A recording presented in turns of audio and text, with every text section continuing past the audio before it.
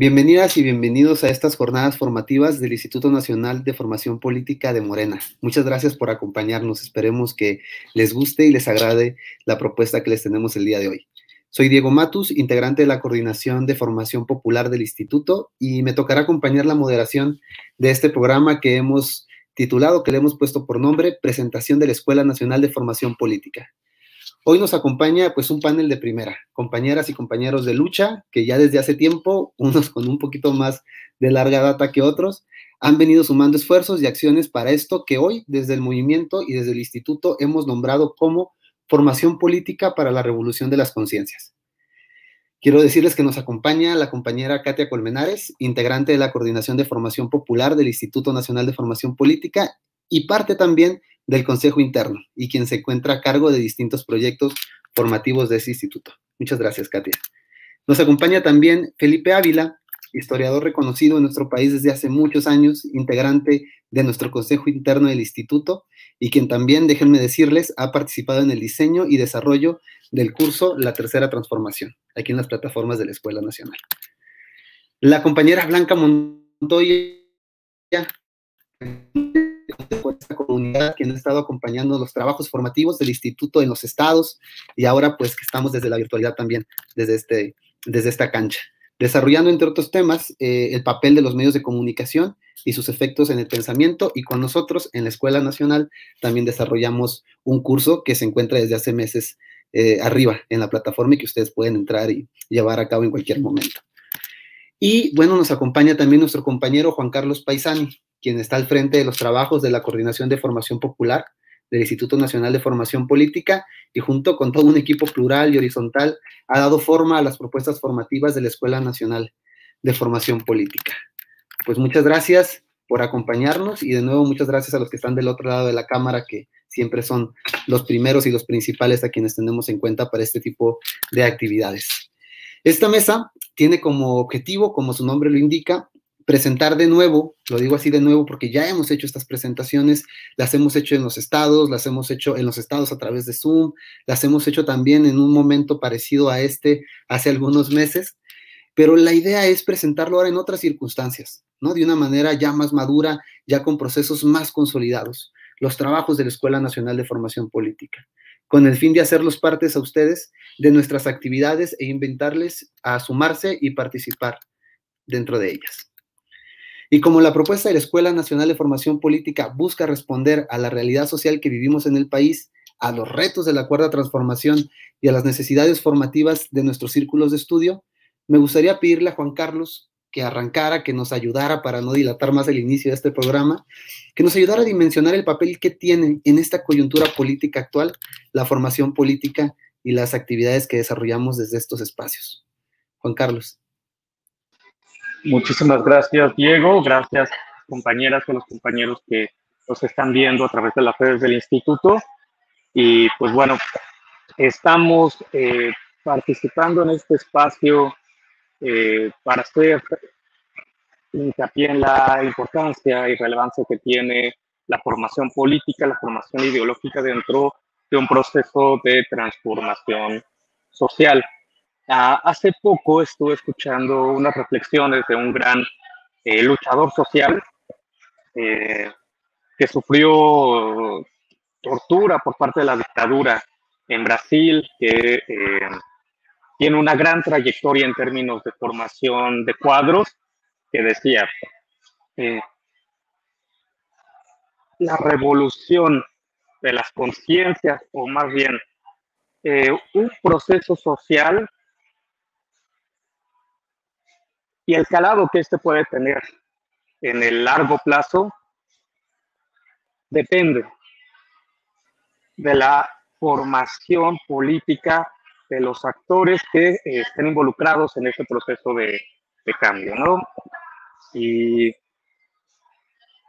en este mismo sentido, digamos que en el caso mexicano, la victoria del 18 de julio, la victoria electoral, el 1 de julio, más bien, perdón, del 18, tuvo un antecedente importantísimo en los procesos de discusión, de reflexión, de debate y de formación en el plantón de reforma. no es casual que al día de hoy cuadros que se formaron en esos espacios eh, de disidencia, de participación política, al día de hoy se encuentren al frente de procesos sociales importantes dentro de la Cuarta Transformación. Hay una anécdota que me gusta mucho que cuenta también un historiador de la Revolución Francesa, que tiene que ver con lo siguiente. El Renacimiento, si bien podemos nosotros eh, reconocer que dentro de la historia intraeuropea y eurocéntrica, valga decir, representó un desarrollo cultural, pero que no tuvo un correlato dentro de las masas populares, ¿no? Eso no se tradujo en cambios de estructuras sociales. No así, por ejemplo, la revolución teórica que lleva a cabo, por ejemplo, un Lutero al democratizar el acceso de los alemanes a la Biblia, que fue un antecedente importante para lo que después sería la revolución burguesa o la revolución francesa y las subsiguientes revoluciones burguesas dentro y fuera de Europa. ¿Por qué traigo esto a cuenta? Por el hecho de que sin teoría revolucionaria no hay práctica revolucionaria, nos dice Lenin, personaje que condujo un proceso revolucionario importante en el siglo pasado, importantísimo. De tal forma que al día de hoy en el instituto asumimos que la formación ideológica, la formación política no es pues accesoria al proceso de la cuarta transformación, sino que es la herramienta, el vehículo que nos permitirá profundizar y sostener esta revolución de conciencias, esta transformación de las instituciones. Pero no solo, no solo tenemos la tarea de transformar objetivamente las condiciones de desigualdad existentes, sino es necesario cambiar la subjetividad. Al día de hoy tenemos un debate, ¿no?, importante en relación a lo que se denomina con mucha ambigüedad la clase media. Subjetivamente, un sector del pueblo mexicano se asume como clase media, pero objetivamente difícilmente se puede decir que pertenezca a tal estrato de la sociedad. Hay que decir que la clase media también fue desarrollada dentro de centros universitarios norteamericanos para contrarrestar la lectura de las luchas de clases por el marxismo estándar, el marxismo tradicional, de tal manera que sí, efectivamente, cuando se dice que se está en contra de la ideología clase mediera, no se está en contra de un sector objetivo de la sociedad o un sector del pueblo, sino de ese elemento ideológico que no nos permite entender nuestro papel dentro de la sociedad de la cual participamos, ¿no? Y en consecuencia, cuáles son los horizontes que debemos transformar para poder tener una sociedad más justa. Hay un caso similar, ¿no? Yo traigo mucho a cuenta el caso brasileño porque es paradigmático en muchos sentidos. En Brasil, Lula sacó a amplios sectores de la sociedad de la pobreza, de la sociedad brasileña, pero ipso facto, estos amplios sectores de la sociedad se asumieron de clase media, que efectivamente tuvieron un nivel de acceso al consumo tal que se asumió que este nivel de consumo no fue producto de transformaciones objetivas de las instituciones, no fue producto de un gobierno de izquierda, sino fue atravesado, nos dice Fray Beto nuevamente, por esta ideología individualista neoliberal competitiva. De tal manera que esos son los riesgos de no transformar la subjetividad y estar en el proceso de despliegue de un proceso, más bien de una transformación de las instituciones por un gobierno de izquierda, como es el nuestro y como lo fue el de Lula.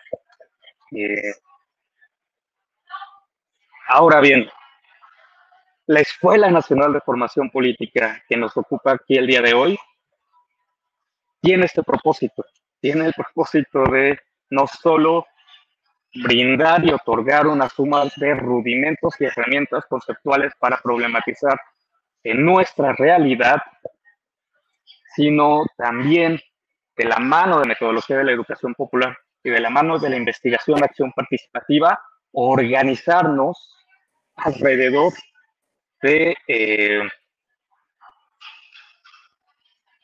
causas sociales y que nos van a permitir, y que al mismo tiempo nos da herramientas para poder identificar las problemáticas de nuestro entorno inmediato.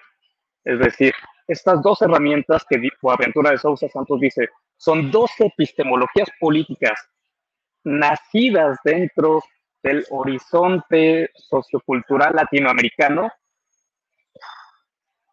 son fundamentales dentro de cualquier tipo de escuela de cuadros. Fray Beto nuevamente se ha dicho, dice, no podemos estar enseñando contenidos de izquierda con metodologías de derecha. Las academias tradicionales han reproducido históricamente una suerte de metodologías bancarias, le llama Paulo Freire. Tenemos que hacer cosas nuevas, tenemos que innovar en la forma en la cual no solo revolucionamos o disputamos los sentidos comunes de la sociedad, sino también nos formamos en comunidad hacia un horizonte político de liberación. Pues aquí yo terminaría mi primera intervención.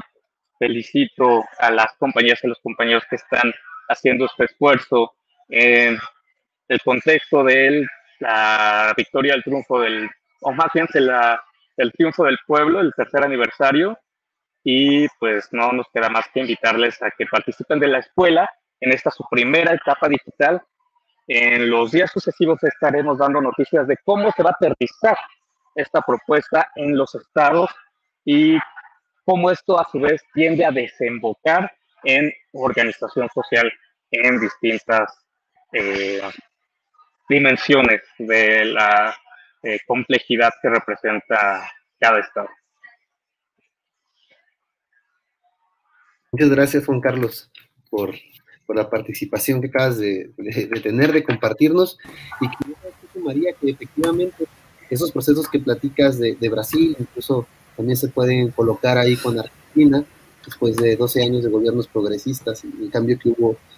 Pero a nosotros parece que nos cayó este elemento muy rápido, ¿no? Justo apenas en la Ciudad de México acabamos de tener señales claras de estos procesos que en otras partes llevaron gobiernos, incluso periodos de gobiernos, y aquí fueron a la mitad. Entonces eso nos obliga, pues prácticamente invita, ¿no?, de manera muy fuerte a que empecemos a trabajar desde esto desde ya, y que empecemos a asumirlo como una cuestión del presente y no como un escenario político que puede venir hacia adelante.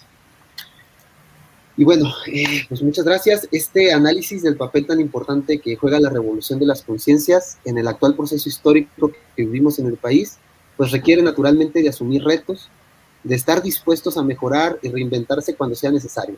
En ese sentido, quisiera pedirle a Katia Colmenares que nos compartas, Katia, el proceso de actualización que ha tenido precisamente en este marco la Escuela Nacional de Formación Política en los últimos meses, y de los cuales pues ha sido ahí una parte muy importante entre los trabajos. Escuchamos. Muchísimas gracias, Diego. Pues buenas noches a todos los presentes. Realmente es un enorme gusto poder tomar parte en este evento para extender, por una parte, la invitación a nuestra militancia y a los simpatizantes de Morena para que participen en los cursos que ofrece la Escuela Nacional de Formación Política de nuestro partido, y también un poco ir actualizando qué es lo que ha pasado durante este año. Hemos cumplido ya un año desde el comienzo de esta iniciativa y han pasado muchas cosas en este lapso de tiempo. Hemos avanzado importantes pasos, yo diría, en el proyecto formativo del instituto. Iniciamos la escuela con algunos cursos sobre temas específicos, ¿no? Hace ya más de un año, en realidad, fue en mayo del año pasado, y nos acompañan aquí dos de los actores de aquella primera empresa, ¿no? Donde lanzamos este curso de ética en los medios de comunicación y golpes blandos, en donde participa nuestra compañera, la doctora Blanca Montoya, y también el curso de la tercera transformación dictado por el doctor Felipe Ávila, que ha tenido un poco de problemas para conectarse. Esperemos que podamos escucharlo muy bien. Y bueno, otros cursos más también de feminismos, de educación popular. Entonces, hace un año emprendimos esta tarea. No hubiésemos querido hacerla de manera virtual, pero no nos quedó de otra. Decíamos, pues la revolución de las conciencias tiene que irse adaptando al momento histórico que le toca vivir, y nos tocó abrir en pandemia. Y decidimos que la pandemia no nos iba a detener y que tendríamos que ir pues zanjando los distintos obstáculos para llegar a todos, y poco a poco lo hemos estado haciendo. Ha sido un reto y tenemos todavía un gran camino que recorrer. Meses más tarde inauguramos el nivel introductorio de la Escuela Nacional, ¿no? Con 7 módulos, los cuales pues hemos ido puliendo con el paso del tiempo. Mejoramos la secuencia didáctica, empezamos a tener ya facilitadores que están detrás de los cursos, porque al principio, ustedes quizá no lo saben, pero éramos realmente unos cuantos, o sea, muy poquitos, menos de 10 personas en la coordinación, pues tratando de dar un servicio a toda la militancia, ¿no? Con un partido que había ganado las elecciones y que teníamos pues que llegar a millones de personas. Era una gran responsabilidad. Y entonces la manera como ideamos salir en ese primer momento fue con algunos cursos automatizados, ¿no? Entonces diseñamos una secuencia en la cual pues no fuese necesaria la intervención, digamos, de los facilitadores o de tutores, para que los participantes fueran avanzando por ellos mismos en las actividades. Sabemos que esto tiene una enorme limitación, es decir, necesitamos humanamente saber que del otro lado hay alguien, y eso también es una motivación importante.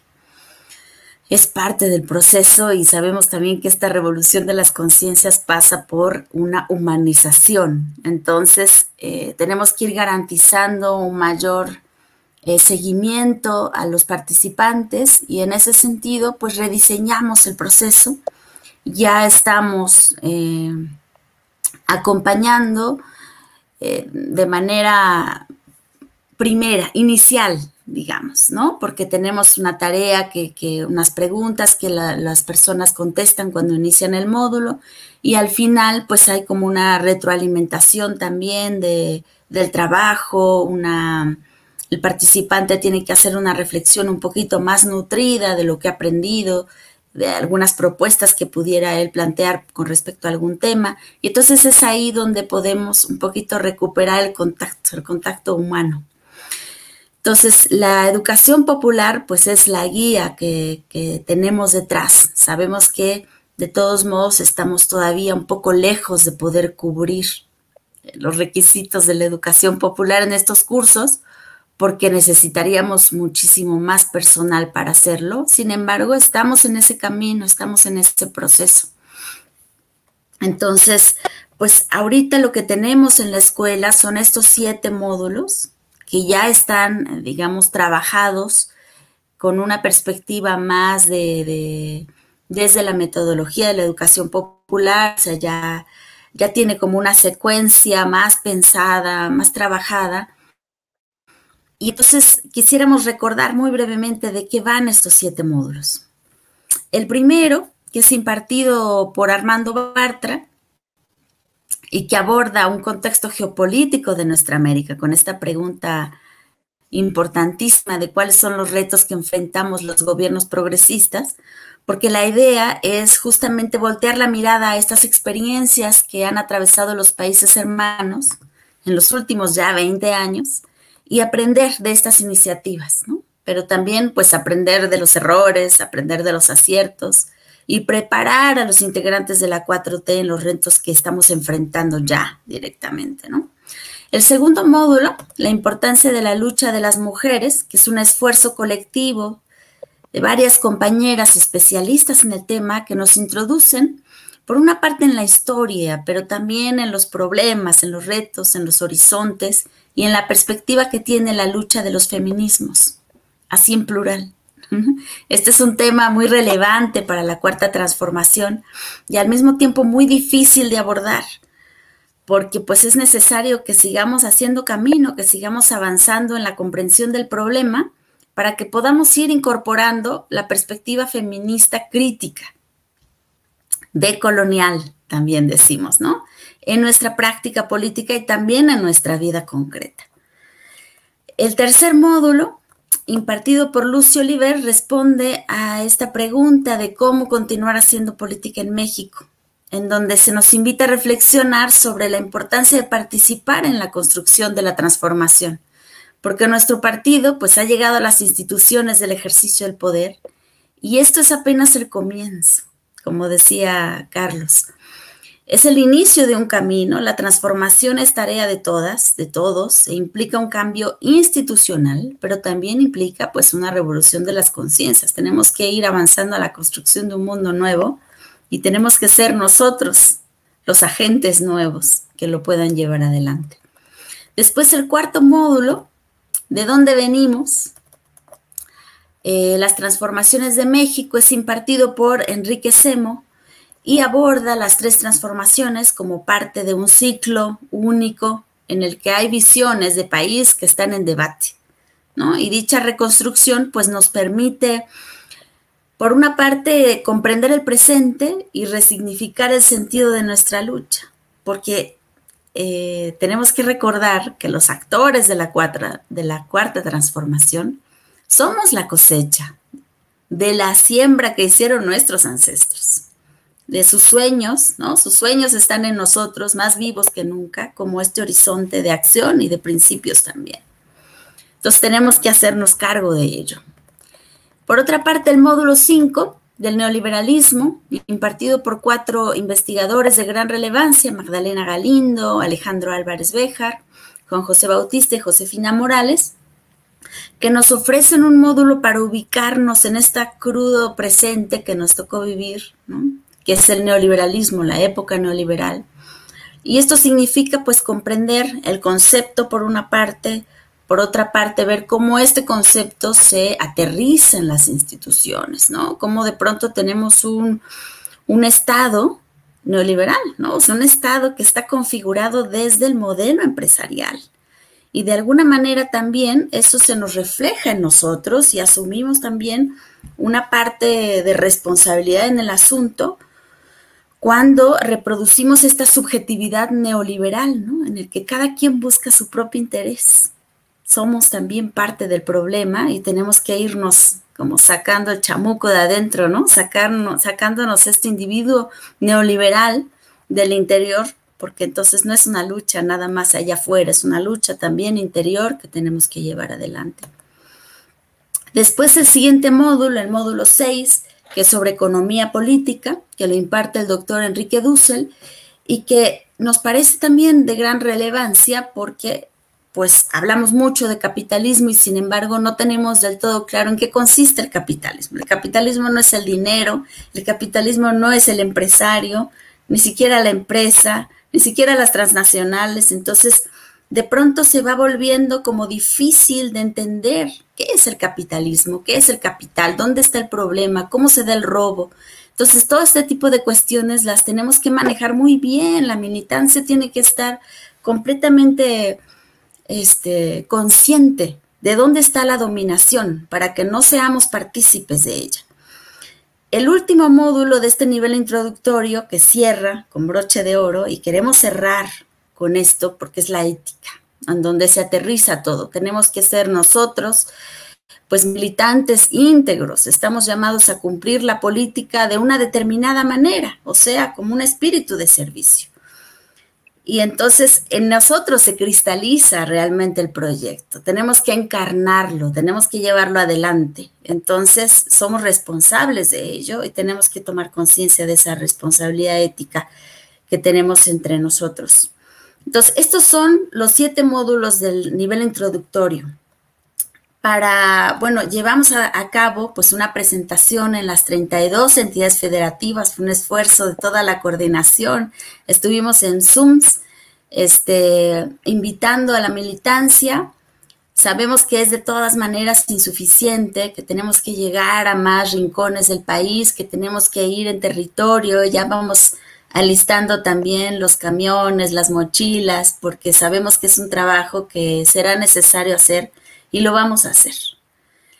Entonces, para eso también vamos a necesitar la participación de muchos de ustedes porque no nos vamos a dar abasto. Este país es enorme, tenemos 120 millones ahí afuera esperando y tenemos que llegar, como sea, hasta en burro, si es necesario. Entonces, pues muy invitados a participar en todo esto. Hay redes en las cuales se pueden incorporar, ¿no? Les recomendamos siempre empezar por el curso de educación popular, porque como decía Carlos, este es un proyecto que pretende la democratización. La democratización es una cultura, hay que aprenderla. No es nada más ir a votar, es también tener una condición de servicio, de escucha, de apertura al otro, y eso tenemos que irlo aprendiendo, hay que irlo ejercitando. Entonces, este curso permite que puedan empezar con estas herramientas, que puedan incorporarse en las redes que estamos armando y que puedan ser parte, pues, de este proyecto, porque cada uno de nosotros creo que tiene que ser misionero del mismo. Tenemos muchos trabajos por delante, queremos invitarlos a ellos, estamos ya comenzando los trabajos del nivel intermedio, en donde habrá, pues, otros módulos que se aterrizarán más en la situación mexicana, ¿no? Ahora sí, la historia en México, el neoliberalismo en México, el Estado mexicano. Creemos que todos estos módulos nos servirán como para poder ir entendiendo mejor la realidad que tenemos por delante. Y bueno, esta 4T, ya estamos a la mitad del sexenio. Tenemos mucho trabajo por hacer. Necesitamos formar cuadros. Llamamos por eso a toda la militancia a que entre en la escuela, a que sea parte, a que se acerque, a que nos diga qué falta, a que participe, porque con su retroalimentación es con la que vamos a poder, pues, mejorar este proyecto. Así es que todos invitadísimos. Ya me comí los 10 minutos y más, así es que dejo la palabra a mis compañeros. Un mensaje nada más como un comercial importante.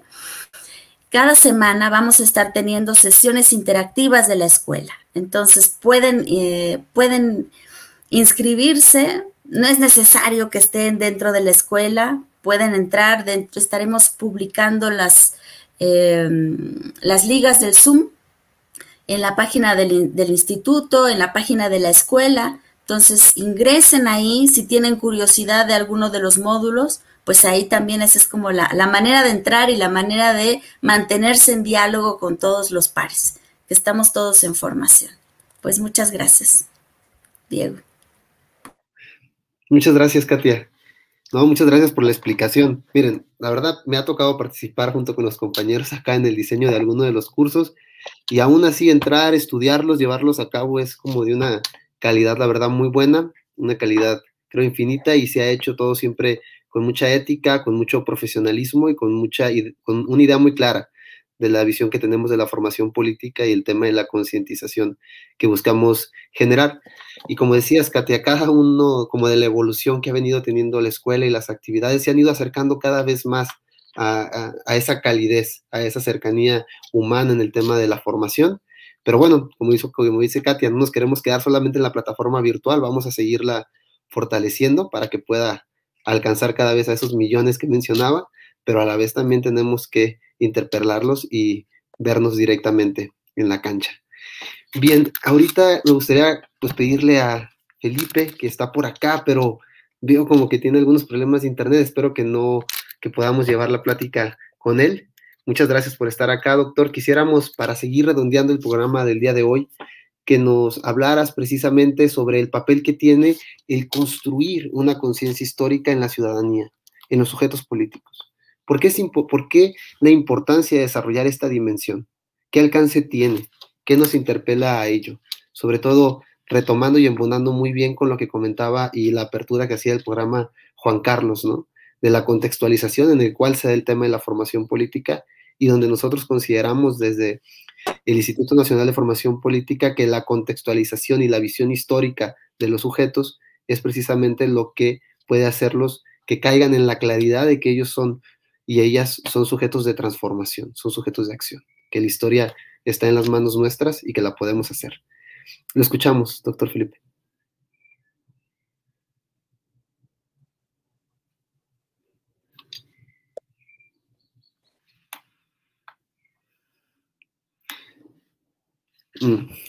Creo que vamos a tener este problema de audio con el doctor. Vamos pues a pasar a la siguiente participación si quieren, para no entretenernos aquí esperando a que pueda regresar el internet. Ya nos había dicho el doctor que tenía algunos problemas precisamente por el tema de la lluvia, que ha sido como constante y se estaba conectando desde otro dispositivo. Pero bueno, pasemos al siguiente tema, que es con usted, compañera Blanca Montoya. Me gustaría realizarle el planteamiento, porque pues, vamos a hablar de este tema, ¿no? El papel que tienen los medios de comunicación en la interpretación que hacemos de la realidad que vivimos. Me gustó mucho como titulaste tu libro, que nos hables del desafío precisamente como comunicacional y de la orientación que le quieras dar. Nos platicabas que querías darle un enfoque específico. Y mira, si me lo permites, encontré una cita de este libro tuyo que me hace muy, muy concreta, se me hace también hasta como muy sensible respecto a la izquierda. A ver si te acuerdas. Pusiste, la izquierda, a partir del amor, la identificación, la compasión y la ética, estima que, aunque los seres humanos sean desiguales física, intelectual y emocionalmente, la política debe implementar leyes para que todos puedan disfrutar de su vida por igual y que los gobiernos deben velar por darle a todos la mayor suma de felicidad posible. Pues mira, qué mejor que con esta cita empezar a escucharte, Blanca.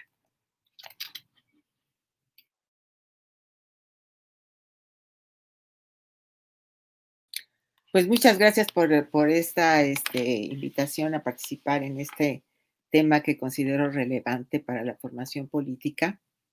Y nada más quiero decir que la cita que citaste es un replanteamiento del pensamiento bolivariano. Ahí quizá en el libro podrán ver exactamente lo que dijo Bolívar, y esto es una reinterpretación de lo que él dice. Y también a partir de esa cita yo quisiera comenzar por la importancia que tiene cuando uno está interesado en la política, ya sea desde los dirigentes, los militantes, los simpatizantes, en fin, en general, cuando uno quiere dedicarse a ello, necesita sentir amor por la gente. Eso, de ahí es de donde se parte. Si uno no siente amor por la gente, mejor que se dedique a otra cosa. Hay personas que aman las ciencias exactas, o sea, es decir, el conocimiento científico puro y no necesariamente social. Bueno, entonces se dedica a la ciencia. Bueno, los que queremos de alguna manera luchar desde una trinchera política, necesitamos hurgar en nuestras entrañas y realmente en una autorreflexión decir, yo amo a la gente, quiero servir al pueblo, y ya de ahí partimos para entonces la formación política. Si nos estamos formando políticamente y no sentimos amor, mejor agarremos otro camino, porque no va a servir. Entonces, a partir de ello, estoy incluyendo esta locución a todos los que de alguna manera están interesados en la política desde el punto de vista de una organización comunitaria en donde la gente sea más feliz, en donde se cubran las necesidades y los deseos de las personas para su vida. De alguna manera somos también representantes, ¿no? ¿Y qué cosa es ser representante de un pueblo? Ser representante de un pueblo significa ser el símbolo o la imagen de ese pueblo. Y para hacerlo necesitamos conocerlo, porque yo no puedo representar a nada si no lo conozco. Entonces, una cosa que es indispensable es conocer al pueblo. ¿Y qué quiere decir conocer al pueblo? No lo vamos a conocer desde los libros, eso se los aseguro. Lo vamos a conocer desde nuestro contacto con él, ¿no? Parte de la observación y la comunicación con ese pueblo.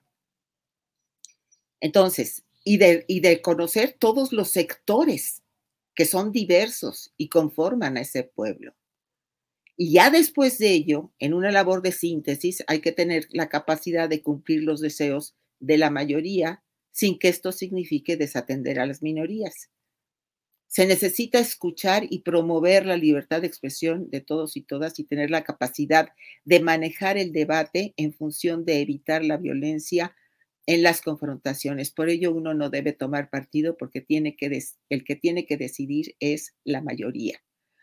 Cuando uno conoce al pueblo, quiere decir que ve cómo vive, qué dice, qué piensa, cómo son sus familias, qué necesidades tiene, cuáles son sus deseos, qué movimientos hay. Entonces, es decir, uno tiene que ir a aprender ahí. Y con lo que uno aprende ahí y los conocimientos teóricos que se tengan, entonces intentar el conformar políticas que beneficien a las grandes mayorías.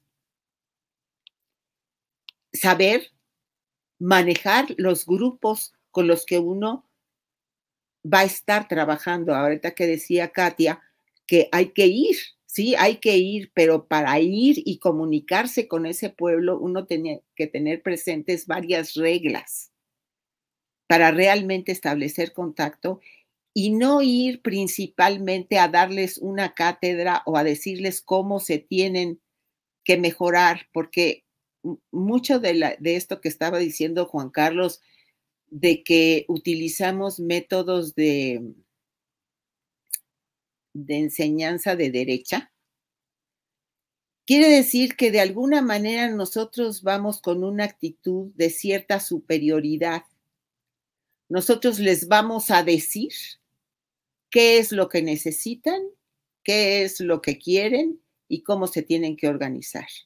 Estoy un poquito exagerando, pero digamos, esa posición de ir a decirles cómo es que ellos van a mejorar es una técnica de derecha de enseñanza. Nosotros tenemos que ir a saber qué es lo que ellos piensan, qué quieren, qué necesitan y ellos cómo plantean componer eso.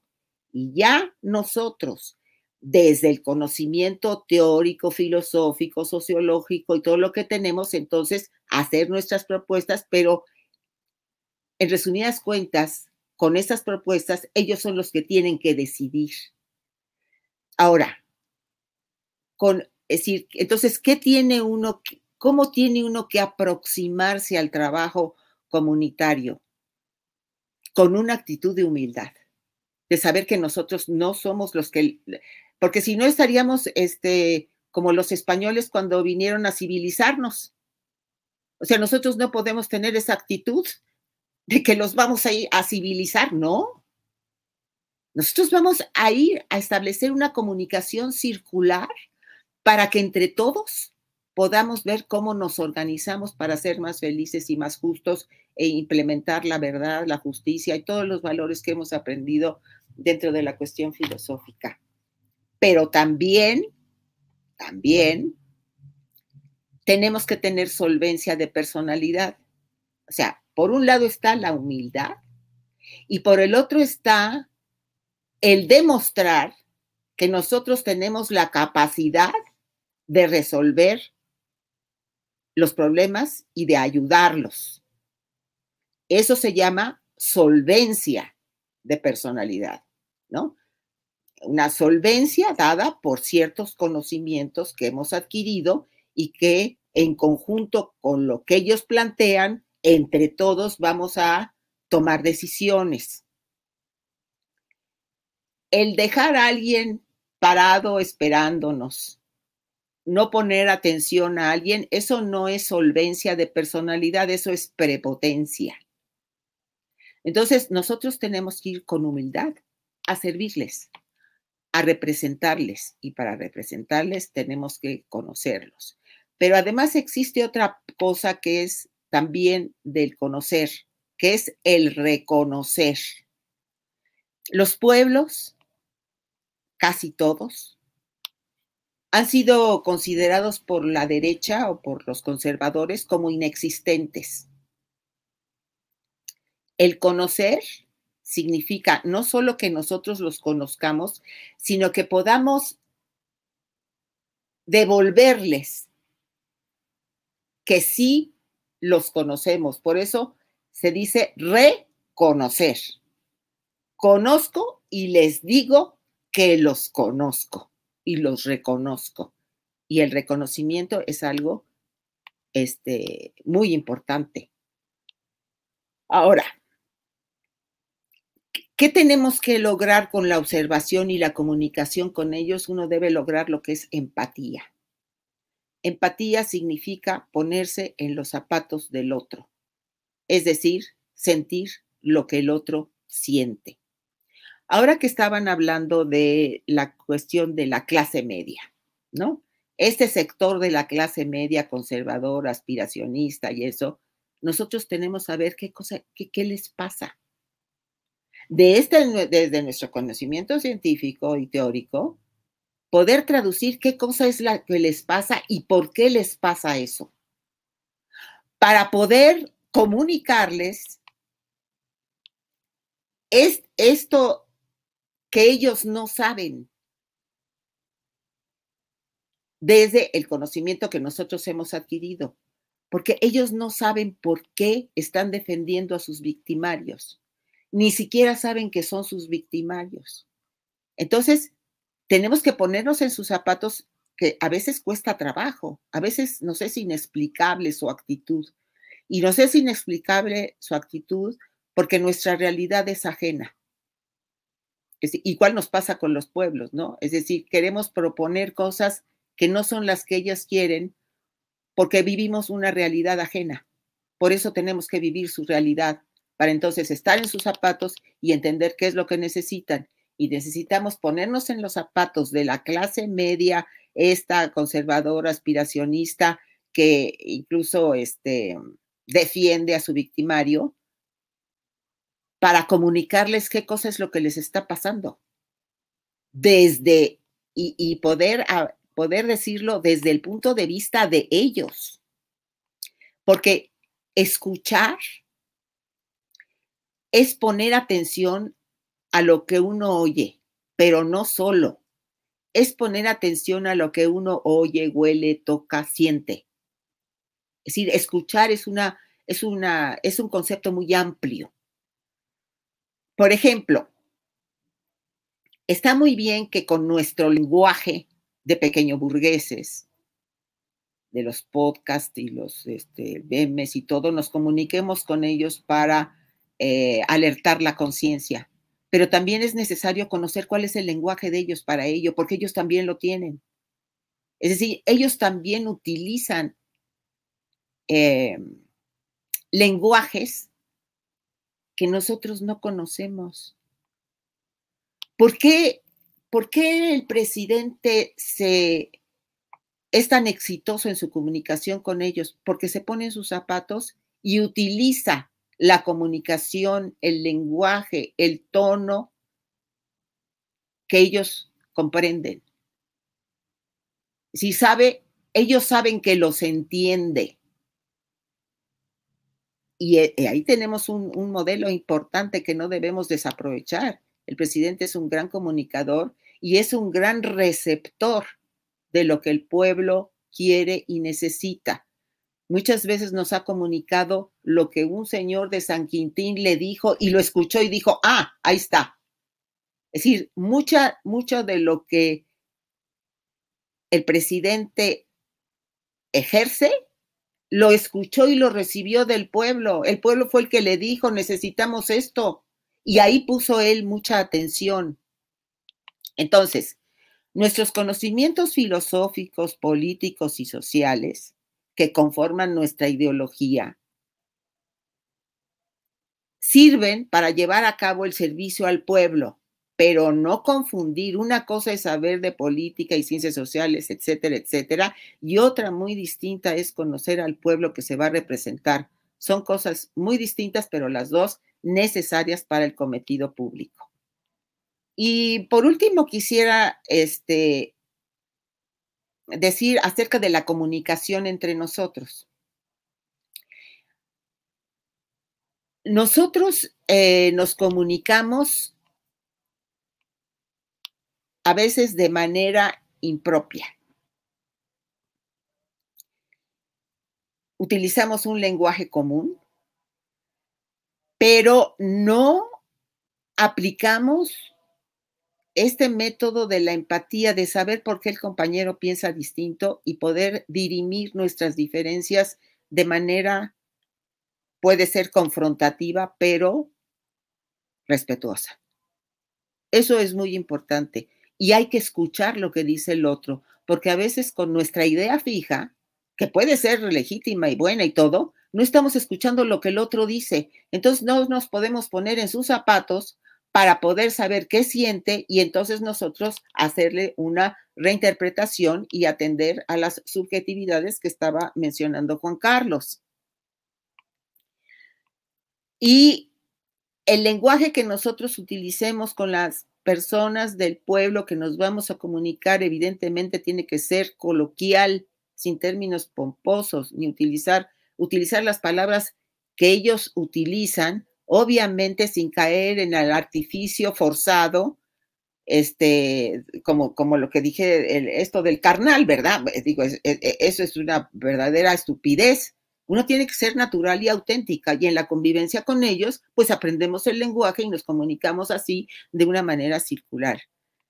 Entonces, es muy importante esto que les estoy diciendo en la comunicación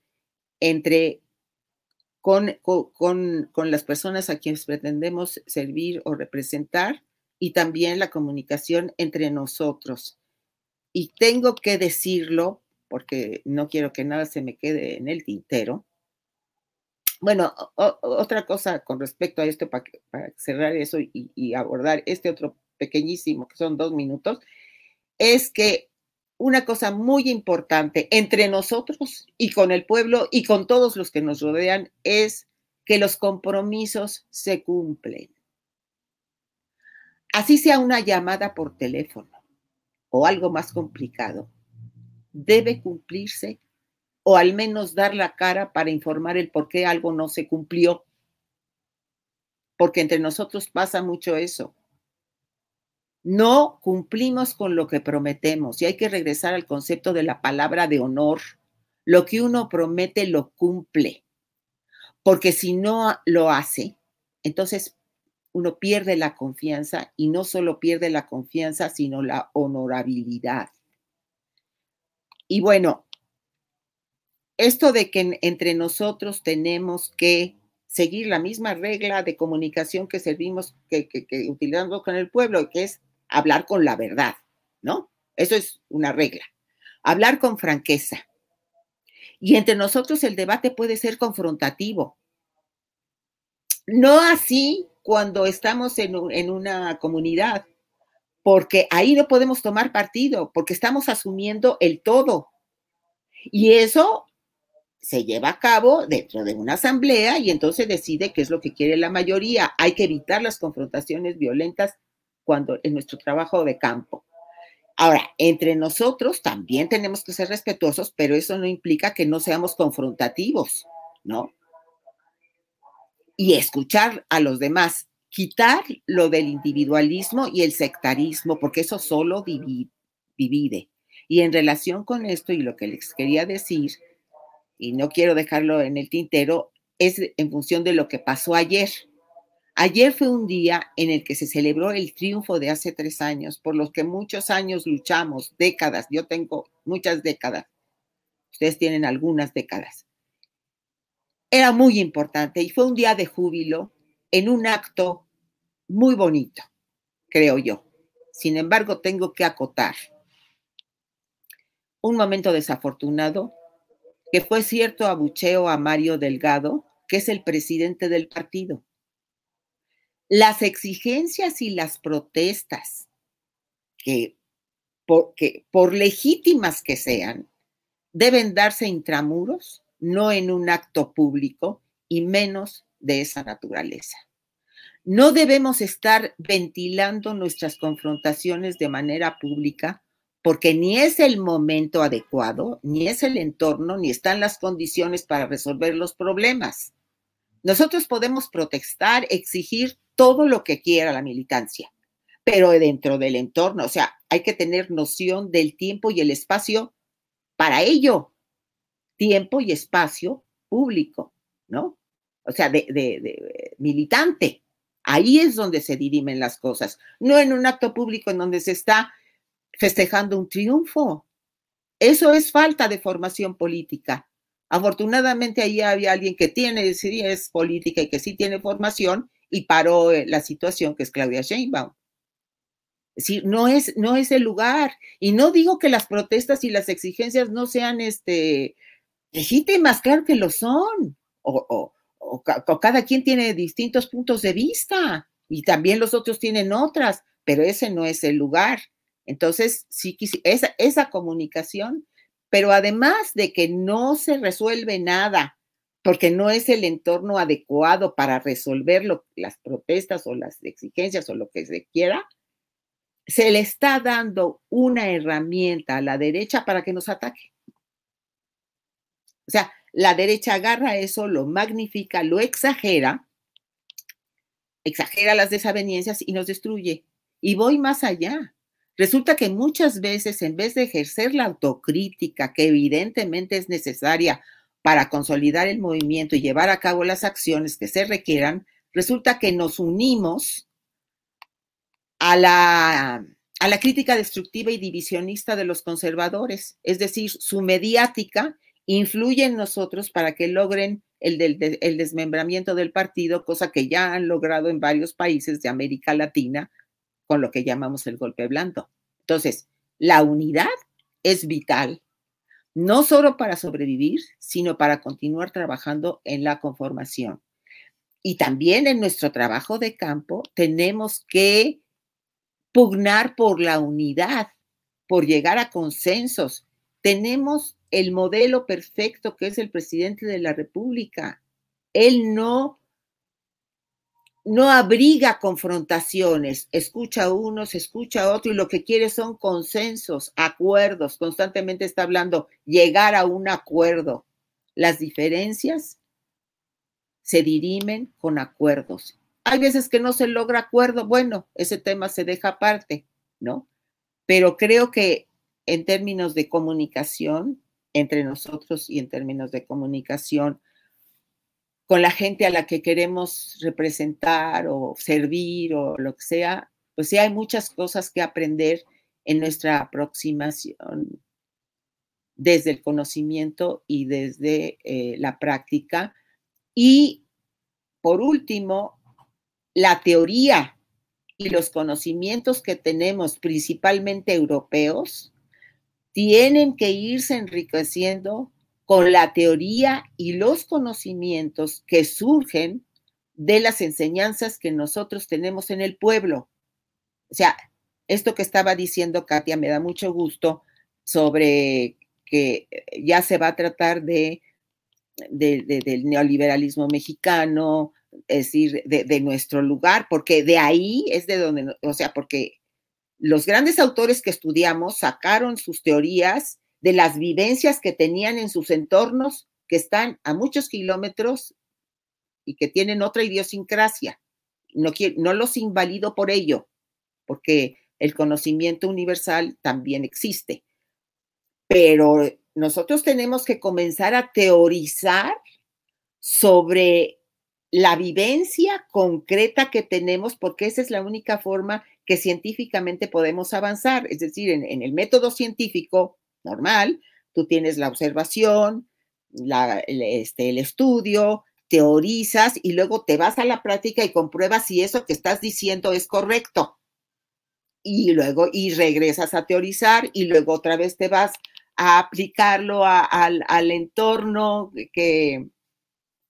con el que trabajas, y así vas enriqueciendo y vas evolucionando, y nosotros tenemos que sacar nuestra propia teoría, porque además muchas de las enseñanzas de nuestra cultura originaria pues han quedado olvidadas, y ahí también hay mucha sabiduría que nosotros tendríamos que aprender.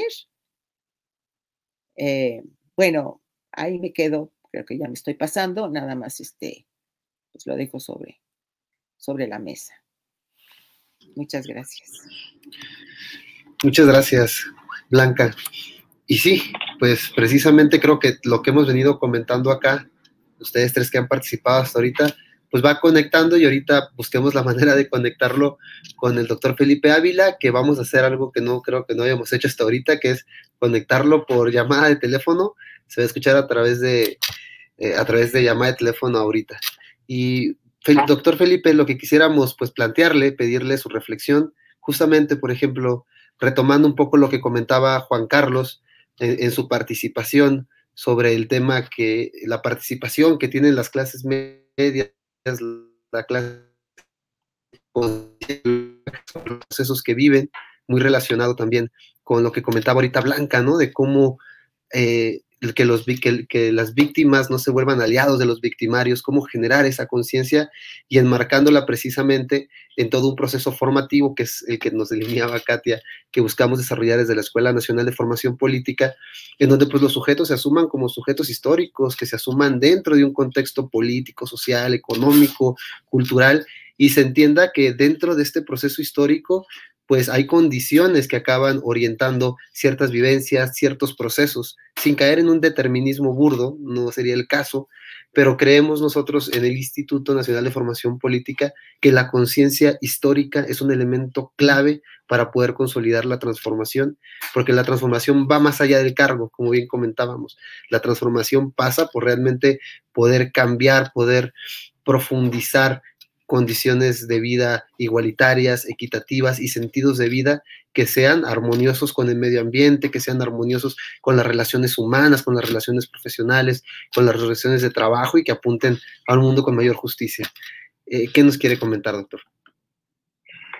Bueno, pues ante todo agradezco la invitación a los organizadores. Me da muchísimo gusto compartir este espacio con queridísimas amigas y amigos de nuestro partido. Y desde luego, pues compartir este espacio con todas y todos quienes nos están siguiendo desde las redes sociales. Les ofrezco una disculpa por hablarles por teléfono. La verdad es que ha sido muy complicado técnicamente poder tener una buena señal de internet. Y bueno, con respecto a lo que me pidieron que hablara, yo creo que es muy importante que todas y todos nos demos cuenta que la historia no es una cosa muerta. La historia no es algo que ya se haya acabado, que lo podemos conocer por simple curiosidad o por motivos académicos. La historia está viva, la historia está presente. La historia siempre nosotros la tenemos enfrente de nuestras narices. ¿Por qué digo esto? Porque muchas veces quizá pensemos que lo que pasó hace 500 años en estos territorios, en este año en que se está conmemorando, recordando los 500 años de la caída de Tenochtitlan, podríamos pensar que no tiene ninguna relación con nuestro presente, que es algo anecdótico, que es algo que para algunos será muy triste recordarlo, como una gran tragedia, pero que no tiene influencia directa en nuestra vida actual. O también este año que se cumplen los 200 años de la consumación de la independencia, para muchos de los que habitamos nuestro país el día de hoy podrá ser también una cosa que no se relaciona directamente con nuestra vida cotidiana, con nuestras necesidades, con nuestras aspiraciones. Y sin embargo, esto no es así, porque nosotros somos una sociedad que es heredera, que es hija, que es nieta de lo que hicieron nuestros antepasados. Este país que hoy tenemos, un país de libertades, un país en donde estamos construyendo una democracia sólida, un país en donde estamos tratando de llevar a cabo una gran transformación de las estructuras económicas, políticas, sociales y culturales de nuestro país, un país en donde con el esfuerzo de todas y de todos estamos tratando de construir una sociedad más justa, más equitativa, más incluyente, más tolerante, más comprometida. Una sociedad, en fin, en donde lo que entre todas y todos estamos tratando de hacer es un país mejor. Es algo que viene desde hace muchísimo tiempo. Es un largo camino, un tortuoso camino que se ha venido construyendo generación tras generación, de manera que lo que hoy nosotros tenemos es producto de la lucha, del esfuerzo, del sacrificio y muchas veces de la sangre y de la vida de quienes nos antecedieron. Ahorita nosotros podemos ir a la escuela de manera gratuita, tenemos el derecho de poder tener una educación desde la etapa preescolar hasta la universitaria de manera libre y gratuita. Y sin embargo, esto hace 100 años no existía, y hace 200 años tampoco, y desde luego hace 500 años menos. Ahorita, si nosotros nos enfermamos, también tenemos garantizado el derecho a la salud. Podemos ir a una institución de salud pública, podemos ver a doctoras o a doctores, a dentistas, a enfermeros, a enfermeras que nos atienden, porque sobre todo para la población trabajadora que es derechohabiente del Seguro Social o del ISSSTE o del INSABI, tiene garantizado el derecho a la salud, el derecho a las medicinas, a la atención médica y a curarse. Pero esto no existía hace 80 años en nuestro país.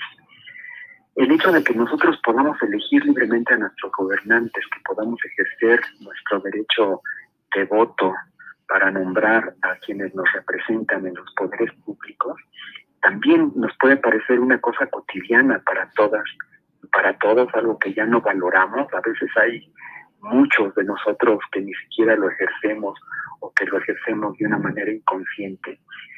Y sin embargo, sobre todo para las mujeres mexicanas, esto es algo que no existía antes de 1953, que la lucha de las mujeres logró el reconocimiento del derecho al voto.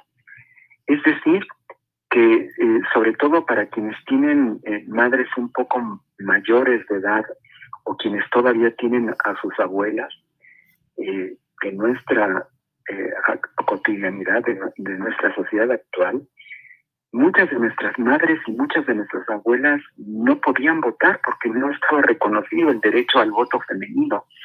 Esto es una conquista que se logró después de mucha lucha, mucho esfuerzo, mucho sacrificio. Pero si pensamos en otras cosas que nos pueden parecer incluso raras o incomprensibles, hace 200 años en México había esclavitud. Había gente que no era dueña de su vida, que no era dueña de su cuerpo, que no era dueña de su espíritu, que no tenía ninguna propiedad, empezando por su propia persona como ser humano. Esto es algo que se logró con la independencia de México. También hace poco más de 200 años México no existía como nación, era una colonia.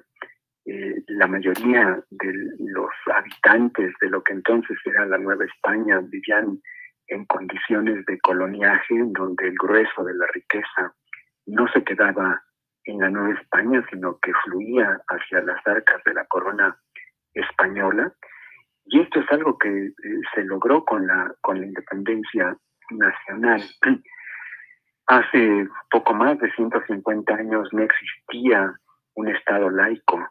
Lo que existía era una especie de Estado confesional, en donde la Iglesia tenía un enorme poder, no solamente espiritual, sino también económico y también político. Entonces, muchas de las cosas que nosotros vemos y que disfrutamos y que a veces no valoramos, porque pensamos que existen casi de manera natural, en realidad hay que ser conscientes de que este México que hoy tenemos, esta sociedad en donde podemos disfrutar de tantas cosas, es algo que es el producto de una lucha milenaria, de una lucha centenaria, de un esfuerzo colectivo de lo que hoy es la nación mexicana, y que tenemos que comprender, tenemos que valorar, porque nosotros somos herederos de esa lucha, somos herederos de ese sacrificio, y tenemos sobre nuestras espaldas la responsabilidad no solo de conservar y de ser buenos hijos, buenos nietos de nuestros padres y de nuestros abuelos, y de tratar de que esta sociedad que hoy tenemos sea una sociedad mejor, y también de ofrecerles un mejor futuro a nuestros hijos y a nuestros nietos. De manera que la historia pendiente entre el presente y el pasado para poder construir un futuro mejor, comenzando desde un presente mejor. Y esto es algo que este gobierno tiene muy claro, porque este gobierno que se asume y que es consciente de ser el gobierno de la Cuarta Transformación, lo que está tratando de decir y de hacer es, partiendo de lo que fue la primera gran transformación mexicana de independencia, continuando con la segunda gran transformación, con la reforma liberal, y culminando con la tercera gran transformación, que fue la Revolución Mexicana, lo que este gobierno quiere hacer con la participación y el compromiso de todas y de todos es una cuarta transformación. Una cuarta transformación que sea de la misma dimensión, de la misma magnitud, de la misma profundidad que las tres grandes transformaciones que forjaron a la patria que hoy tenemos. De esa magnitud es el desafío, de ese tamaño es la responsabilidad que hoy tenemos. Y es una responsabilidad que es compartida, que es colectiva, que es entre todas y todos, y también con el gobierno que hoy nos representa. Esto es algo que no puede hacer solo el gobierno. Esto es algo que no se puede hacer solo desde la política. Esto es algo que se tiene que hacer desde la sociedad, desde abajo, desde las comunidades, desde las colectividades, desde el trabajo, desde el hogar, desde la escuela, desde el ejido, pero también desde nuestra propia conciencia. Es algo en lo que, sobre todo, quienes estamos orgullosos de pertenecer a este gran partido, movimiento, tenemos que tener muy presente, porque es sobre nosotros, sobre quienes recae esta gran responsabilidad. Por eso me parece que es fundamental que dentro de la formación política una vertiente necesaria es el de la formación histórica. No podemos aspirar a construir una sociedad mejor si no hacemos que sea a partir de una confluencia de disciplinas, de conocimientos, de saberes y de experiencias. Es un proceso integral. Una transformación como esta que estamos tratando de llevar a cabo tiene muchos componentes. En el Instituto de Formación Política está toda esta colectividad que forma parte de este instituto tratando de darle forma a una formación integral. Dentro de esta formación integral, uno de los componentes esenciales es el conocimiento, el saber, la reflexión y la interiorización del conocimiento histórico. Esto es algo que estamos tratando de contribuir con un pequeño esfuerzo para que se pueda llevar a cabo.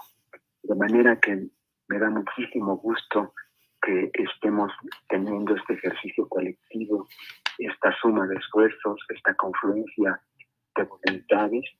Y bueno, pues yo ofrezco lo poquito que sé para que pueda servir como parte de este gran esfuerzo colectivo, y cuenten conmigo para lo que sea necesario. Muchísimas gracias. Muchas gracias, doctor Felipe Ávila, por sus palabras, por compartirnos este pensamiento, esta reflexión. Yo no podría estar más de acuerdo con lo que usted comenta. Consideramos que la dimensión histórica le da también sustancia, le da sentido, le da interpretación. Al final de cuentas, la historia y la mirada que tengamos de ella, pues también se construye desde el presente y también interpela con el presente, ¿no? Seguramente esa es una cuestión que debaten los historiadores y forma parte de la realidad conjunta que nosotros vivimos y de la manera incluso a través de la cual nosotros logramos establecer incluso ciertos criterios para entender la realidad que vivimos y tomar acciones para transformarla, para sentirnos cómodos o incómodos con ella. Bien, después de esta participación, vamos a entrar a la segunda ronda, que ya sería la segunda, pues, por cuestiones de tiempo. Segunda ronda, le vamos a poner, ¿de acuerdo? Y ustedes una reflexión al respecto. Tenemos una pregunta que hacerles, pero no nada más ustedes, también a todas y a todos los que están acompañándonos en esa transmisión y que están publicando aquí en el chat comentarios, ¿no? Estoy viendo de Michoacán, de Veracruz, de Sinaloa, de Tamaulipas. Muchas gracias por acompañarnos. Queremos hacerles una pregunta. La pregunta es la siguiente. ¿Cuáles son los retos de la formación política en este contexto, en esta coyuntura actual? Sé que ya mencionaron algunos elementos sobre esto dentro de sus participaciones. Quizás ser un poco más enfáticos en esta ocasión, poder mirar hacia adelante, poder establecer esas metas y esos objetivos hacia los cuales tendríamos que estar caminando. Tenemos varias coyunturas enfrente, el juicio a los expresidentes, tenemos la revocación de mandato el año que viene y tenemos las elecciones de 2024, por hablar de procesos electorales. Hay otros procesos fuertes también, que son las reformas que se quieren impulsar y las transformaciones que todavía se deben de hacer en otros ámbitos, como el Poder Judicial y en otras tantas áreas dentro del sistema político mexicano. Pero bueno, ¿cuáles son los retos que ustedes ven que tenemos en materia de formación política y a los cuales nos encantaría desde el instituto pues poder sacar avantes? Me gustaría empezar igual en el mismo orden. Si esta participación, por favor, pudiera ser más breve, quizás unos 3 minutos cada uno, 3, 4 minutos a lo mucho, para poder tener un tiempo adecuado para las y los que nos están escuchando. Juan Carlos, te escuchamos, amigo. Gracias, Diego. No, pues me han gustado mucho las participaciones de todas, de todos. Efectivamente, no puedo estar más de acuerdo con Felipe en el hecho de que la historia es fundamental.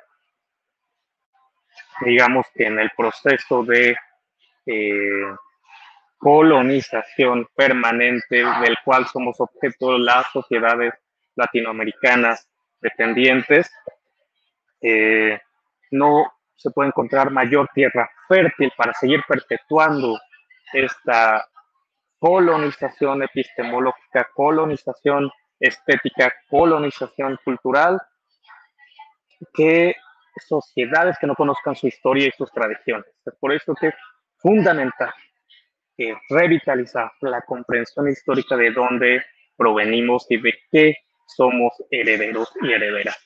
Ahora bien, sintetizaré muy brevemente mi participación en relación a cuáles son los retos o desafíos, o desde mi punto de vista, cuál es uno de los grandes problemas, no solo de los gobiernos progresistas, sino de todos los gobiernos de izquierda en el planeta. El ideal de felicidad. Ese es el desafío. Tenemos que cambiar nuestro ideal de felicidad. ¿Por qué motivo? Porque incluso en lo que fue la Alemania del Este, el ideal de felicidad seguía siendo burgués, digamos, remitiéndonos no solo a los procesos progresistas, sino a gobiernos de izquierda en Europa y en otras partes del planeta. De tal manera que una de las razones por las cuales no solo no se sostuvieron, eso era complejo, ¿no? Había razones diversas, pero de parte de la sociedad, ¿por qué no se identificaron o por qué no se sostuvo en lo fundamental estos procesos de transformación tendientes a la, como dirían los clásicos, a la eliminación de las clases sociales? Pues por el hecho de que en gran medida el ideal de felicidad seguía siendo burgués, ¿no? Ahora bien, hay que decir que no solo es un tema ideológico, es un tema de vida o muerte. Es necesario indicar que el ideal de vida del American Way of Life, si llegáramos, digamos, al escenario en el cual este se exportara efectivamente a todos los rincones del planeta, necesitaríamos 4.6 planetas tierras para sostener el nivel de consumo de este estilo de vida. De tal manera que es insostenible. El ideal de consumo que se cristaliza en el universo simbólico o imaginario de lo que hemos venido ahora diciendo que es clase media, no solo se funda en un ideal de vida individualista y burgués, sino que es contrario a la vida. De tal manera que uno de los grandes desafíos, como hemos dicho, de la revolución de las conciencias pasa por redefinir la idea social de felicidad. La felicidad no puede ya situarse en un consumo frívolo, vacuo y desmesurado, organizado alrededor de necesidades artificiales creadas por el sistema capitalista en su tendencia automática de valorización del valor. Voy a poner un ejemplo sencillo. Los teléfonos celulares son medios, fueron pensados originalmente como medios para comunicarnos con los otros, el resto de las personas, pero se han convertido en fines en sí mismos. El valor del objeto reside en su posesión. Así lo mismo con los artículos de lujo, los últimos gadgets electrónicos, en fin. Digamos, otro ejemplo también igual de sencillo. El automóvil, que tendría que tener una función de medio, llegar a un punto A a un punto B, se convierte en un fin en sí mismo. De tal manera que el capitalismo nos crea necesidades para reproducirse él mismo a través de nosotros. Y esto en esencia es lo que sostiene la ideología de la clase media. Y bueno, en este orden de ideas, el desafío es cómo vamos a construir de manera colectiva un nuevo horizonte de felicidad. ¿Cómo vamos a ir contrarrestando estos vicios individuales con nuevas formas de relacionarnos comunitariamente entre nosotras y nosotros? Está por allí el reto que tenemos que estar afrontando. Bien, muchas gracias, Juan Carlos. Pues creo que te metiste un tema súper interesante, que interpela muchísimo, ¿no? El tema de la felicidad. ¿Cómo ves, Katia? Yo creo que entre lo que comentaba Juan Carlos tiene mucho que ver también con el tema de la construcción de nuevos sentidos de vida, ¿no? Y a través de estos sentidos poder construir vivencias y sacar de ellas experiencias que construyan sentidos precisamente. Pero eso no se da en automático. Eso siempre está activo efectivamente dentro de nuestras sociedades, pero está activo en un sentido. Y para poderlo transformar hay que intervenirlo. ¿Cómo ves? Sí, y bueno, todo esto que ha comentado Carlos me da pauta para tomar un tema, que es la descolonización, y unirlo con el proyecto que tenemos ahora también en el Instituto Nacional de Formación Política, de los seminarios de la Vía Yala. Estos son unos seminarios que vamos a estar dando. Tenemos 3 seminarios, ahorita van a salir 2. Este mes saldrán 2 de ellos, uno que es el seminario de descolonización, se irá proyectando una vez al mes. Son charlas que estamos haciendo con distintos pensadores sobre temas de descolonización. Esta palabra que a lo mejor no nos suena muy conocida dentro de la militancia, dentro del medio político mexicano, y que sin embargo, pues justamente denota esto que estaba comentando Carlos, ¿no? O sea, tenemos y que comentaba también de alguna manera Felipe Ávila, nuestra realidad pues es fruto de una historia, y es una historia en el México que vivimos hoy día, un México colonial, ¿no? O sea, que vivimos una colonización, superamos una conquista y de alguna manera vencimos a los conquistadores, pero nos quedamos con modelos, ¿no? Nos quedamos con su modo de conocimiento. Y bueno, también después de que se fue España, también llegó el imperio norteamericano, ¿no? Con otra manera de colonización a través del conocimiento, de la economía, de las instituciones, y pues todo esto nos marca pues todo un espacio desde el cual pues nosotros vamos organizando la vida. Y de alguna manera el modo como nos organizamos pues está dictado desde otra realidad, ¿no? Desde una realidad que no es la nuestra. Entonces tenemos que llevar a cabo un proceso de descolonización de nuestra realidad, de nuestro conocimiento. Como dice Ramón Grossfogel, pues tenemos básicamente 5 países que son los que producen las teorías con las cuales se interpreta el mundo en general, ¿no? O sea, estos 5 países son Inglaterra, Estados Unidos, Francia, Italia y Alemania. Y ahí están, pues, los principales teóricos de la historia mundial, ¿no? Los que estamos citando todo el tiempo. ¿Y dónde queda la producción del conocimiento del resto? Entonces, básicamente nos relacionamos entre nosotros y con nuestra realidad a partir del conocimiento que se produce en otros países para resolver otros problemas y dar cuenta a otras realidades. Entonces, es bastante artificial la manera como nos terminamos reconociendo entre nosotros. Es decir, utilizamos un espejo que no es el nuestro y por eso tampoco nos refleja.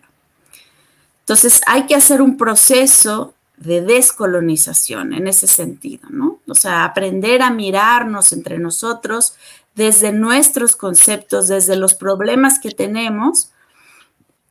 Y eso implicará, por supuesto, pues ir produciendo también teoría. Y entonces la escuela también es el espacio en donde estamos intentando pensar junto con ustedes y dar soluciones junto con ustedes.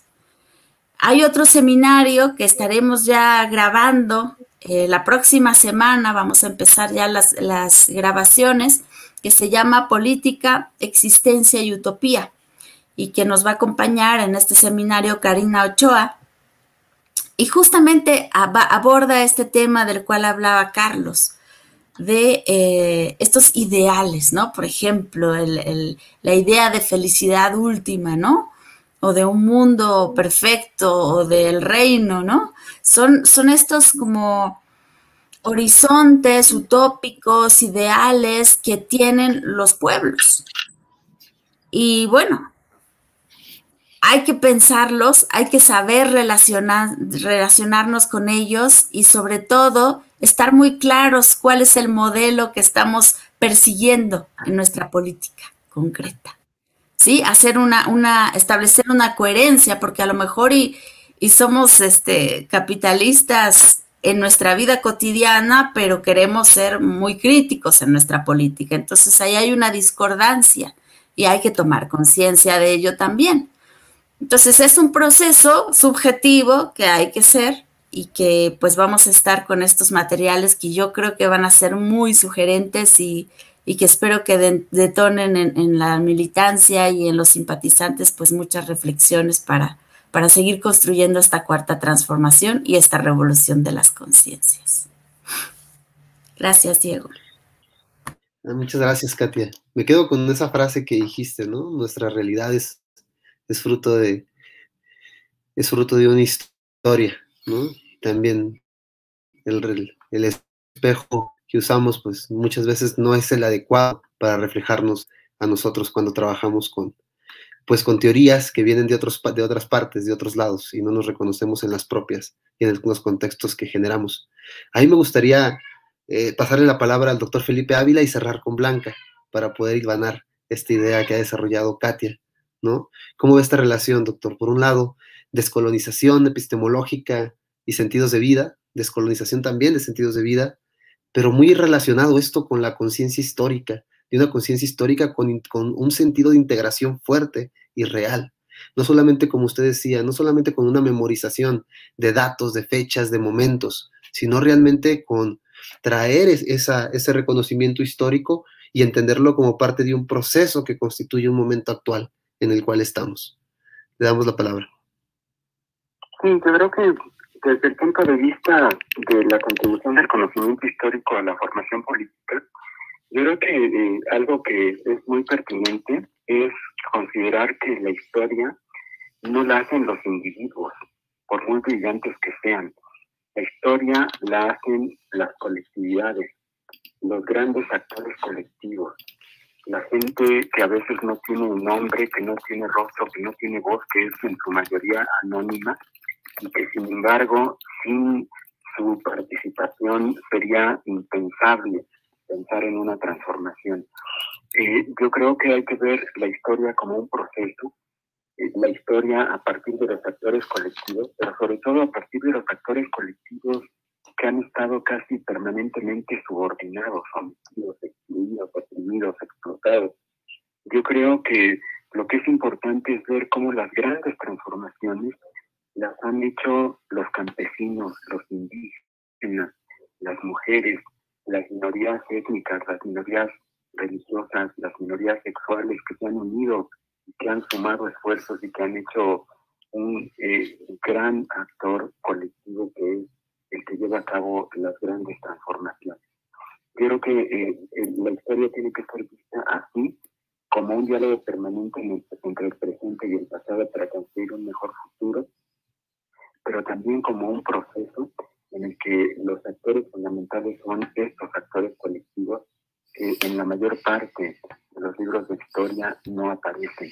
Es decir, el punto de vista de la historia tiene que ser un punto de vista integrador, un punto de vista en donde se hagan visibles y se escuchen a las mujeres, a los pueblos originarios, a los afrodescendientes, a los campesinos, a los trabajadores, a las niñas, niños y adolescentes, a los jóvenes mayores, a las personas adultas y a las minorías de todo tipo que forman esta sociedad pluriétnica, pluricultural, plurireligiosa y plurisexual que es hoy el México que hoy tenemos y disfrutamos. Y la otra cosa que me parece que es muy importante también es que este cúmulo de conocimientos y de saberes tiene que tener un vínculo con la realidad cotidiana del México de hoy y de en donde estamos cada uno y cada uno de nosotros insertos. Es decir, que no tiene que ser un conocimiento teórico, tiene que ser un conocimiento también práctico. Tiene que haber una dialéctica entre la teoría y la práctica. La teoría pura no sirve para nada. Lo que hace falta es una teoría que se aplique, que nos sirva para entender nuestra realidad, pero sobre todo que nos sirva para transformarla. Y desde este punto de vista, creo que es un deber de todas y de todos nosotros que sepamos percibir cuáles son las necesidades concretas de la gente, de los entornos en los que participamos, de los que somos parte. Creo que hay que vincular esta formación política con las necesidades concretas, prácticas de los grupos sociales en los que estamos insertos.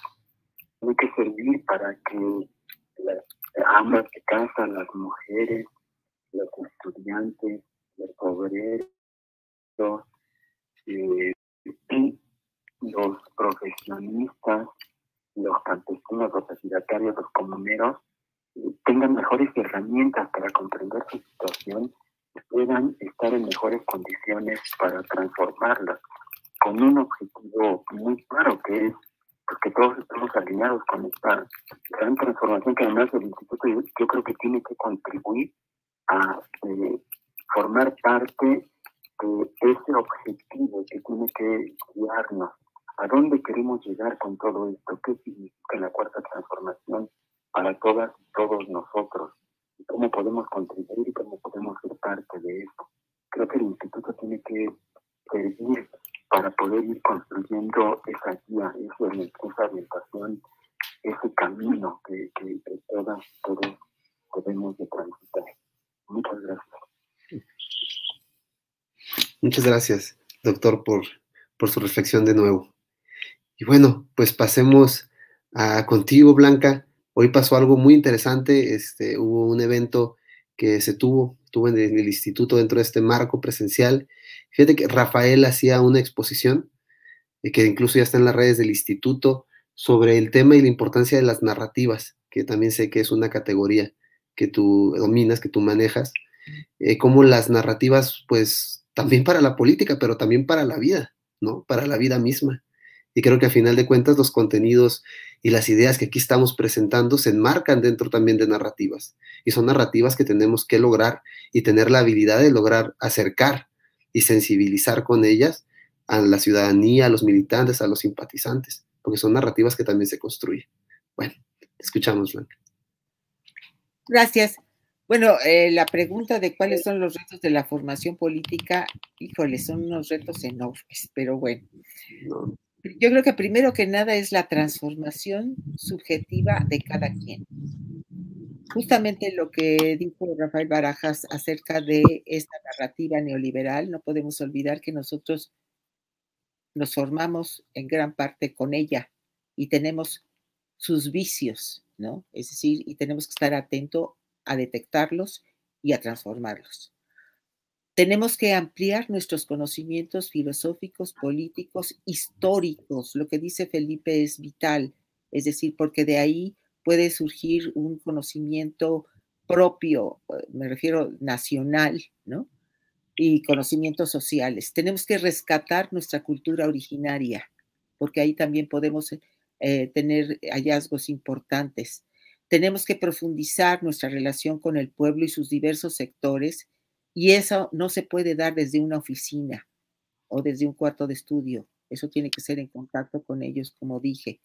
Tenemos que rescatar los valores éticos tanto de nuestra cultura mesoamericana como los universales, ¿no? Y lo que dijo Juan Carlos es importantísimo, cambiar nuestro concepto sobre la felicidad. Cuando Katy hablaba de los sueños, eso puede contenerse dentro de la narrativa neoliberal, ¿no? Porque que utiliza mucho es persigue tus sueños y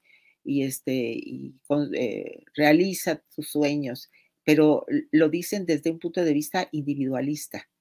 Es decir, nosotros tenemos que pensar en que lo que queremos realizar es el sueño colectivo.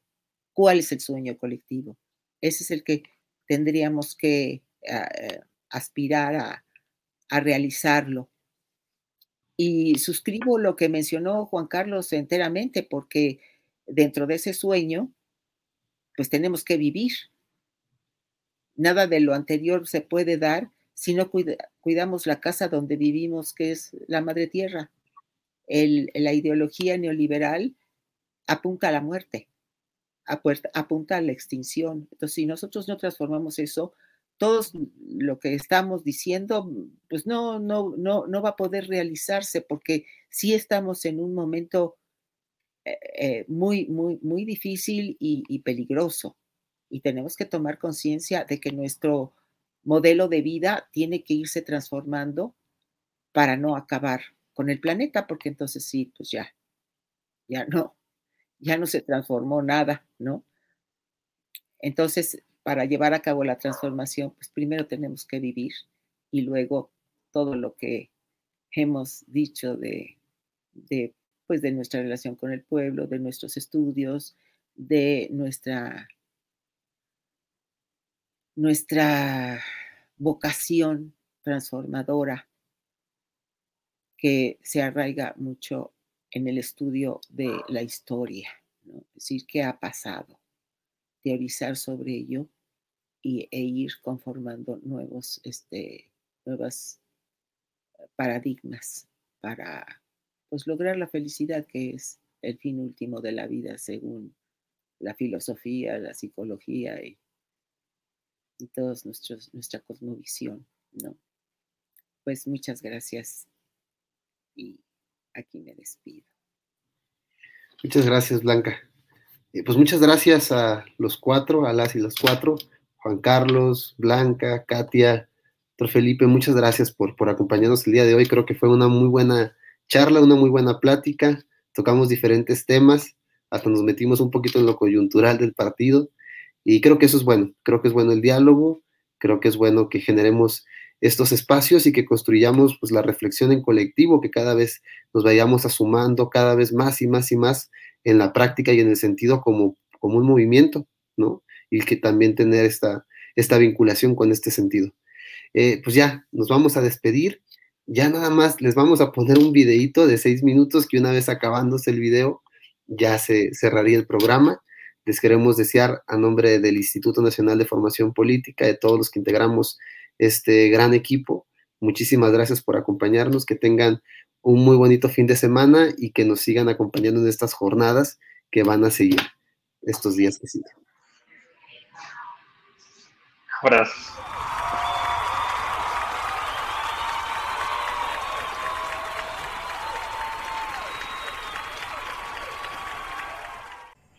¿Por qué decidí trabajar para la 4T? Detuvo la mal llamada reforma educativa, porque está aumentando el salario para que cada día sea más digno, porque está becando a mis alumnos para que tengan el derecho a la educación hasta el nivel licenciatura, porque está demostrando que nuestro pueblo tiene una dignidad, porque está regresando nuestras playas, nuestros bosques al pueblo. Yo sigo pensando que la cuarta transformación debe de continuar, que los apoyos sociales son una realidad en nuestro país, como lo dijo el presidente de la República, y ahí están a la vista, cuando menos hay un programa social en cada casa. Y también los grandes proyectos que se vienen desarrollando, como la refinería Dos Bocas, como el Tren Maya, y en esta zona de Coatzacoalcos el corredor transísmico. Es por eso que debe continuar la cuarta transformación en nuestro país. Porque la afirmación de la vida como naturalmente diversa, así como la lucha en contra de la discriminación laboral, los crímenes de odio, la represión cultural, forman parte del ideario de la cuarta transformación, es que me sumo a la celebración del pasado triunfo del 1 de julio de 2018, triunfo del pueblo, y a las actividades conmemorativas que se van a llevar a cabo.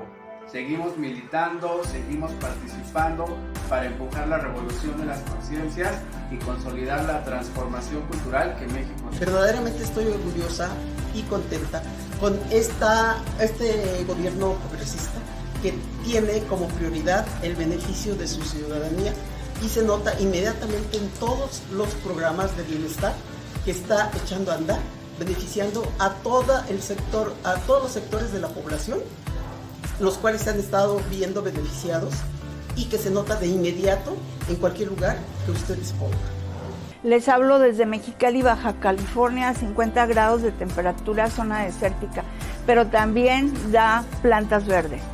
Hemos tenido el gran apoyo de la Cuarta Transformación al permitirnos recrear nuevas zonas en las zonas pobres, como son los Santorales, el Centinela y el Corredor Verde, donde se le ha dado oportunidad a las personas de escasos recursos de tener recreación.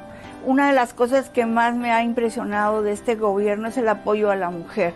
Una de las cosas importantes de ese apoyo fue la creación del Instituto de la Mujer, que a través de la participación de mujeres voluntarias, donde participamos, hemos logrado hacer más de 1000 cursos para evitar la violencia y damos también asesoría contra el feminicidio.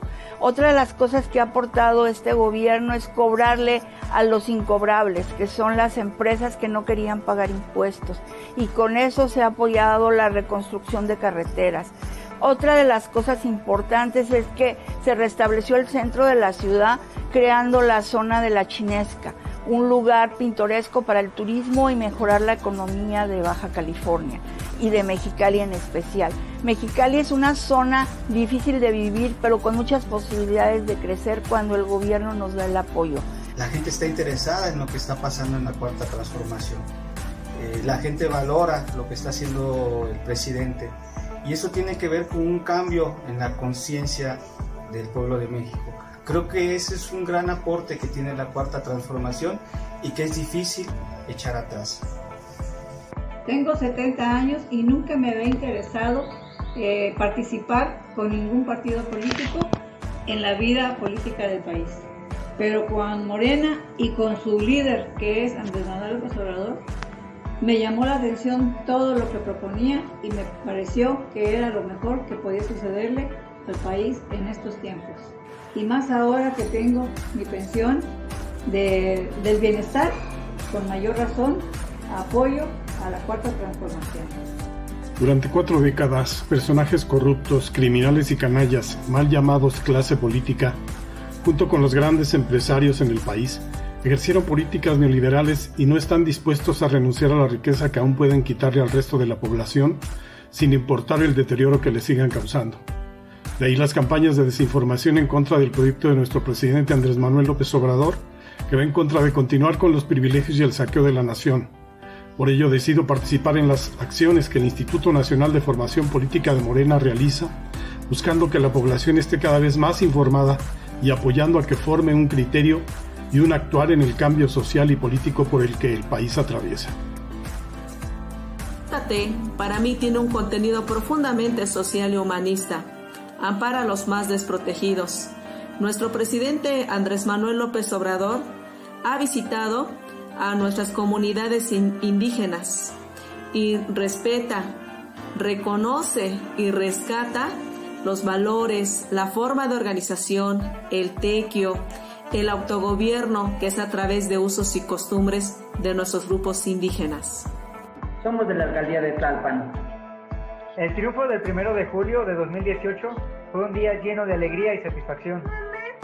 Sentimos que fue nuestro triunfo por el labor de convencimiento. La lucha por la transformación del país apenas empieza y debemos apoyar a nuestro presidente. ¿Hacemos nuestra la Cuarta Transformación o se nos va de las manos? Por eso debemos ayudar en la revolución de las conciencias. Porque está regresando a nuestras playas, nuestros bosques.